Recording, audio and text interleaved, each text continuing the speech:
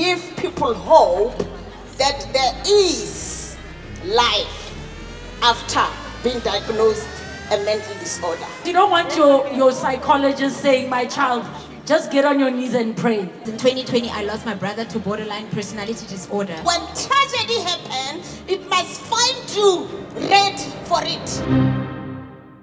I hope this is a safe space where everybody feels validated in whatever they're struggling with.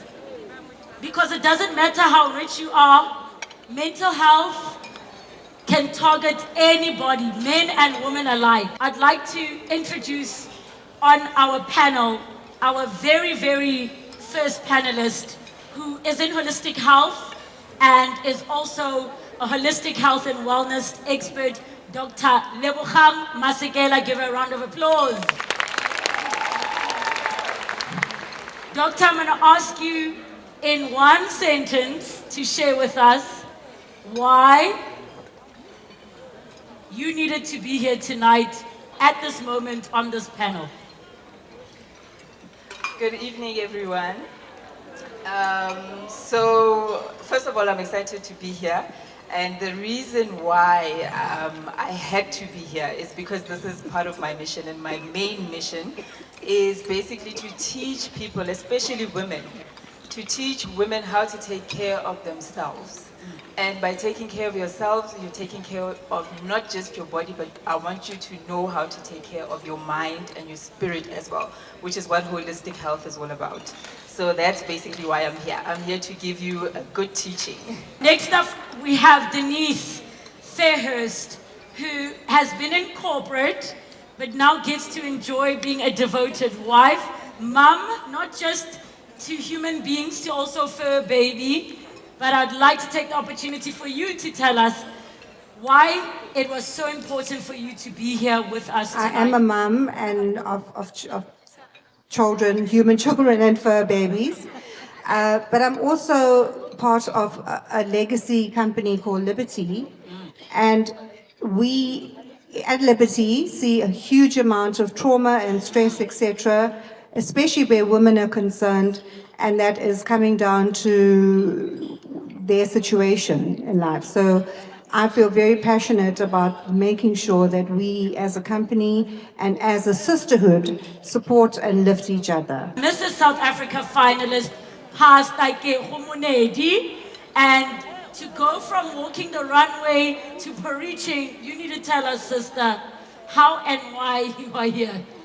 Thank you so much, Relebogile. I am here tonight because for the longest time, there's been a stigma around mental health, and there's been a stigma around what pastors and pastors' wives can and cannot do.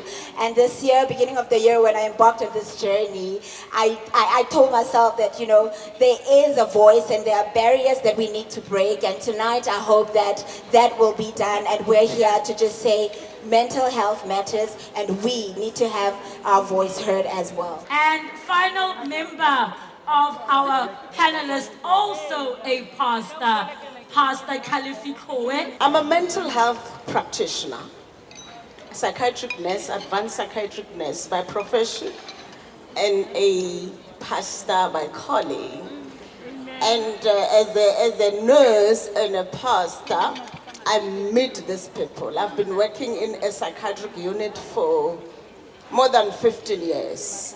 So I have seen women, I have seen men, I have seen young people suffering, going through difficult times, having a mental disorder. People from different types of homes, Afrikaner homes, Indian homes, colored homes, African homes, were sharing that sometimes the medicine for depression is just come to church with us. So I want to start with the two pastors on the panel. I am a big believer in science, but I also am a woman of faith. And sometimes two things can't be spoken of in the same classroom. So I'm wondering, because you don't want your psychologist saying, my child, just get on your knees and pray. And you also don't want your pastor trying to say, you know, go TikTok, you want something about spiritual bypassing. So how do we find that middle ground? And I'll start with you, Pastor, before I come to the medical side. I worry often, and I've heard many people who've said that pastors were trying to pray the depression away. How do you find the middle ground? Because you're working in a medical space, but you also are a woman of faith. It's a very gray area between a doctor saying, here's the medicine, and faith. I had this woman who was a matron for a very long time, and she ended up being mentally ill, and she was coming in and out for treatment. And at some point, she relapsed, and she defaulted treatment and said the pastor where she was attending church was telling her not to take medicine anymore. And she was relapsing over many times. You know, you would admit her 3 or 4 times.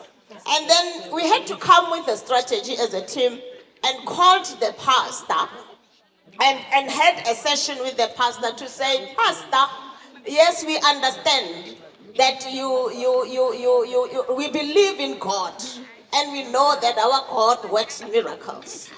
But you know, God created your brain. There are enzymes that must be controlled in your brain. Just like insulin that controls sugar in our body, there are enzymes that controls our emotions in our minds.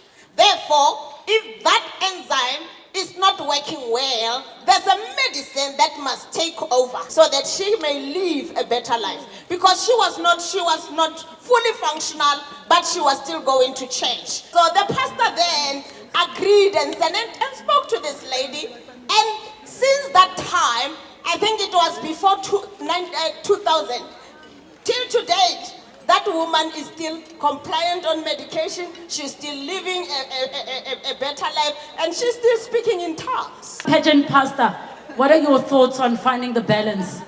You know, this is actually quite a topic that resonates with me so much, because in 2020 I lost my brother to borderline personality disorder. And this is what we struggled with for the longest time.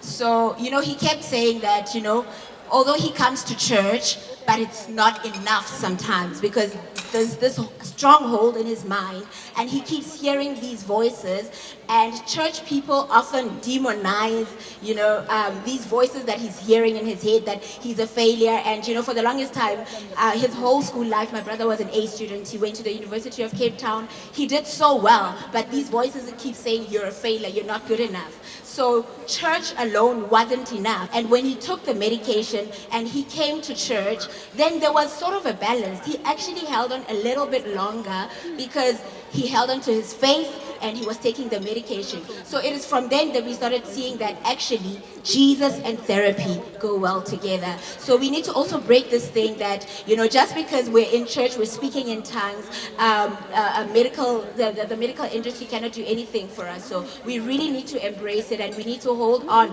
to both practices. Because I think a lot of, you know, mental health is a trendy word or phrase that everybody's talking about. But we need to first and foremost understand what we're saying when we're talking about your mental health, right? And it's basically just looking at your psychological well-being. So we're talking about your mind. We're talking about your thoughts. What are you thinking? What is your mindset, right? And we're also talking about your emotional well-being, which is now your feelings. All those things that we deny. And you know, we are very, we know a lot about our physical. You know, I have a headache, I have a pain here and here. But when it comes to the mind and the heart and the feelings, it becomes a bit tricky, you know. And so with mental health, we're basically looking at those intangible things, right? Which is your mind, which is your emotions, your emotional well-being. And also we look at your social well-being. So your social well-being, we're basically looking at how do you interact with other people, with the world around you, right? So how your mental health affects you, or how we we decide that you have a good state of mental health, or there's mental illness, we look at basically then, how you think. We look at your thoughts. We look at how you feel. We ask you about your feelings. But more importantly, we look at your actions. Because remember, your thoughts and your emotions predict or they affect your actions. So we look at your actions and we look at how you handle stresses of life. What kind of strategies should women be putting in place to prioritize their mental health that is often impacted by lack of balance? So chat to us about what you observe in your space, because we don't want to wait until there is a problem. We want to put measures in place prior to there being a problem. You cannot be effective in work or at home with your loved ones unless you are holistically well. It's impossible to actually operate at any kind of level that is going to be impactful in either of those spaces. So with that in mind, very, very importantly, you cannot, as a person, as a woman, as a man, pour from an empty cup. So fill that cup up. Ladies, especially you. Fill it up and prioritize your health, your mental health, your physical health, as well as the stresses that are associated with financial problems. Some type of physical activity really does release the good endorphins into your mind and body, and it actually then allows you to be able to cope better. So, it's not that you're going to actually, now it's going to sort you out, because you do need the meds, you do need the prayer, you do need all of these things, but those are kind of strategies that one can use. So the other thing is that you've got a voice. Use that voice. Don't kind of let it just kind of disappear. And this theme for this weekend is all about confidence as well. So it's finding that passion deep within you to actually have the confidence to use your voice. When things happen, because things are about to happen, whether you are beautiful like you are, whether you are rich, you are poor, whether you are educated or not, but tragedy happens. So when tragedy happens, it must find you ready for it, unfortunately. And for you to be ready for it, you need to do what the doctor said. You have to take care of yourself every day. And as I close, I want to give this tip. Now, normally what I do in the morning, I'm a morning person. I wake up at 3. I have time with God and I have time with myself before I can jump into a shower. And sometimes people say to me, Matlo, why are you so happy? I'm a happy soul. When people say, why are you so happy even when things are happening to you? I say, now I have learned to build my muscles of emotions. I have learned to depend upon what I know and the power from above. Because sometimes when everything fails, then you have to say, Lord, help me, because I can't. When everything seems very dark, then you have to pause and say, during your time of pause, and say, Lord, I've tried everything. I have done everything. But I depend upon you. And I know you will come through for me. So that's the only thing. Because whether we like it or not, when your soul is fed every day, you will be able to build a muscle that when tragedy happens, then you know your soul is ready to meet the tragedy and bounce back. Yes, you will be sad. Yes, you will be hurt. Yes, you will go through a roller coaster, but you will be able to stand the test of time because you have built a muscle of emotions. And not only by yourself, but by the power from above. Amen. In the same way that after somebody has surgery, has given birth, rest is required to restore the body. Rest is required to restore the mind. Rest is required to restore the heart. And many of us grew up in homes where doing nothing looks like a problem. You must wake up at 6, you must clean. So as an adult, when my mom said, "Why aren't you resting?" I said, "You never taught me how to." I always felt like there should be something I should be doing. So please, ladies, rest, rest, rest. I hope you all give yourself permission to take these words, let them marinate overnight. You're gonna take the marinade home with you. You're gonna slow cook it slowly. And you're gonna take your time when you eat these words. Digest them hamonate until they are in your spirit, your mind, and your soul. To all of our panelists, a big, big round of applause and a big thank you.